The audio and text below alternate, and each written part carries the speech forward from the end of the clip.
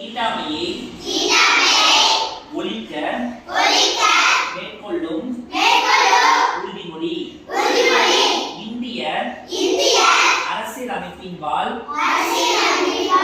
இடைவிடாத உளமார்ந்த பற்றுள்ள இந்திய குடிமகளாகிய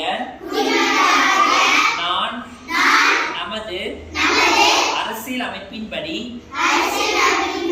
தீண்டாமை ஒழிக்கப்பட்டு விட்டது என்பதை அறிவேன்.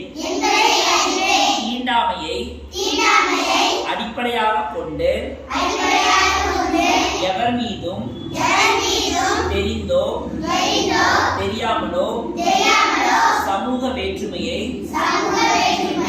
மனம், வாக்கு, செயல் என்ற எந்த வகையிலும் கடைபிடிக்க மாட்டேன் என்று இதனால் உளமாற உறுதியளிக்கிறேன்.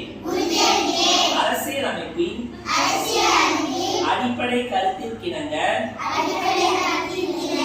சமய வேறுபாடற்ற சுதந்திர சமுதாயத்தை உருவாக்குவதில் நேர்மையுடனும் உண்மையுடனும் பணியாற்றுவது எனது கடமையாகும் என்பதையும் உணர்வேன்.